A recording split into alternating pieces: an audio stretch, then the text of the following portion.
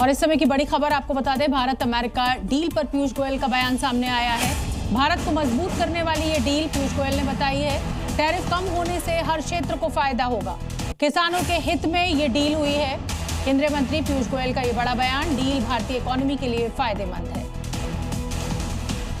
जो trade deal United states of America के साथ फाइनलाइज की है, वो हमारे सभी पड़ोसी, सभी आसपास के देश, सभी जो देश हमारे साथ स्पर्धा करते हैं, उन सभी देशों में सबसे बढ़िया डील भारत को मिली है। आप सबको, हम सबको मिली है, जो देशवासियों के उज्जवल भविष्य के लिए शुभ संकेत लाती है। पाकिस्तान भारत को हमेशा खुद से पीछे दिखाने की कोशिश में रहता है, लेकिन हर बार उसकी कोशिश पर पानी फिर जाता है।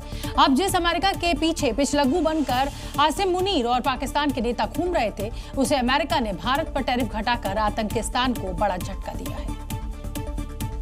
ये पहला झटका नहीं है। इससे पहले बजट में मोदी सरकार ने जो रक्षा बजट बढ़ाया, उससे मुनीर की हवाइयां उड़ी हुई हैं। 2 दिन भी नहीं हुए थे कि अब डोनाल्ड ट्रंप ने भारत से टैरिफ 50% से 18% कर दिया। पाकिस्तान के लिए झटका इसीलिए भी है क्योंकि आतंकिस्तान ने ट्रंप को खुश करने के लिए भारत पाकिस्तान वॉर रुकवाने के क्रेडिट देने को लेकर नोबेल पीस प्राइज देने की वकालत की। मुनीर तो खुद रेयर अर्थ मिनरल का डब्बा लेकर पहुंच गए थे, लेकिन ट्रंप खुश तो दूर की बात है, पाकिस्तान को तवज्जो तक नहीं दे रहे।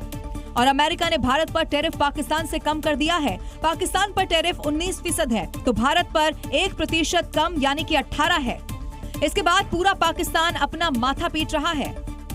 1 फरवरी को बजट के साथ ही शेयर बाजार में निवेशकों का 10 लाख करोड़ रुपए सुहा हो गया था, लेकिन केवल 48 घंटे के अंदर ही अमेरिका से आई एक खुशखबरी से शेयर बाजार उछल पड़ा और निवेशकों को 12 लाख करोड़ रुपए का फायदा हुआ। जिस पल का सभी को इंतजार था, वो आ गया। दरअसल अमेरिका के राष्ट्रपति डोनाल्ड ट्रंप ने भारत के साथ लंबे समय से चल रही ट्रेड डील की घोषणा कर दी, जिसके बाद सेंसेक्स 2400 अंकों की तेजी के साथ खुला, जबकि निफ्टी 25,800 के पार पहुंच गया। इसके साथ ही IT, auto, real estate sector में जोरदार तेजी देखने को मिली। मार्केट ओपनिंग से पहले निफ्टी में लगभग 3% का उछाल भी देखने को मिला। यह खबर भारतीय अर्थव्यवस्था और शेयर बाजार के लिए तेज रिकवरी का संकेत दे रही है। साथ ही इस डील से भारत अमेरिका के रिश्तों को और ज्यादा मजबूती मिलेगी। इस डील के तहत भारत पर यूएस टैरिफ 25% से घटकर 18% कर दिया जाएगा, जबकि भारत भी अमेरिकी वस्तुओं पर अपने टैरिफ को 0 करने की दिशा में आगे है। इसी बीच भारतीय रुपया भी तेजी से चढ़ा है और 90 रुपए के करीब पहुंच गया है।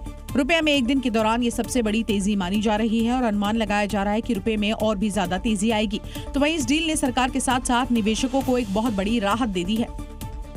बलूचिस्तान लिबरेशन आर्मी के आगे मुनीर की सेना ने सरेंडर कर दिया। एक तरफ बलोच लड़ाकों को देखकर पाकिस्तानी सेना उल्टे पैर भागी जा रही थी, तो दूसरी तरफ लड़ाके पुलिस की चौकियों पर भी कब्जा कर रहे हैं, जिसका वीडियो भी सामने आया है। बलूचिस्तान के नौशकी में बीएलए लड़ाकों ने देखी कैसे एक पुलिस चौकी पर ही कब्जा कर लिया, चौकी में रखे हथियारों को जब्त कर लिया। दावा किया जा रहा है कि बलूच लड़ाकों और पाकिस्तानी सेना के बीच झड़प भी हुई, जिसमें पाक सेना के जवान और पुलिसकर्मियों के मारे जाने की खबर है। पुलिस चौकी के अलावा बीएलए ने पूरे नौशकी जिले पर कब्जा होने का बड़ा दावा किया। बाइकों पर सवार होकर लड़ाके पाक सेना के खिलाफ पिछले 72 घंटों से ऑपरेशन जारी किए हुए हैं। एक तरफ बीएलए की लेडी फिदायीन मुनीर आर्मी की कब्रगाह बनती जा रही है, तो वहीं दूसरी ओर लड़ाकों ने पाक सेना की नींद उड़ा के रखी है। बलूचिस्तान में जिस तरह से हालात बने हुए हैं, उसके बाद ये लग रहा है कि पाकिस्तान से जल्दी बलूचिस्तान आजाद हो जाएगा और मुनीर खड़े होकर देखने के अलावा कुछ भी नहीं कर पाएंगे। उत्तर प्रदेश में नकल माफियाओं पर योगी सरकार बेहद ही सख्त है और परीक्षा में ऐसे माफिया अपना धंधा फिर से शुरू न कर दें, इसके लिए अभी से ही सतर्कता बरती जा रही है। मुख्यमंत्री योगी ने अधिकारियों को सख्त निर्देश दिए ताकि प्रदेश में नकल माफियाओं पर नकेल कसी जा सके और किसी भी नौजवान के भविष्य के साथ खिलवाड़ न हो।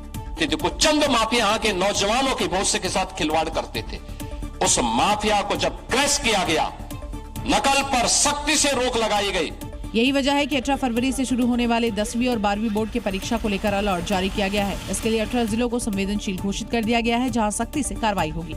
कोई प्रयास करता है इस तरीके का पेपर आउट कराने का, इस तरीके की कोई, तो उसके लिए विशेष सतर्कता बरतनी है, रैंडम चेकिंग करानी है। हाई स्कूल और इंटरमीडिएट की परीक्षाओं को पारदर्शी, नकल मुक्त और शांतिपूर्ण कराने के लिए प्रशासन पूरी तरह से अलर्ट मोड में है। साथ ही केंद्रों की ऑनलाइन फीडिंग की 24 घंटे मॉनिटरिंग की जाएगी। लेकिन फिर भी अगर नकल माफियाएं अपनी हरकत से बाज नहीं आए तो योगी फोर्स उनका अपने ही तरीके से इलाज करेगी।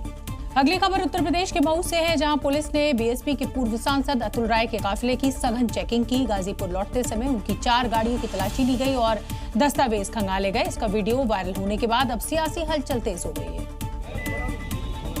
क्योंकि पूर्व सांसद अतुल राय का कहना है कि उन्होंने पुलिस को पहले ही सूचना दे दी थी कि वो 4 गाड़ियों के काफिले के साथ गाजीपुर जाने वाले हैं। उसके बाद भी पुलिस ने न सिर्फ काफिले को रोका बल्कि एक गाड़ियों की चेकिंग की।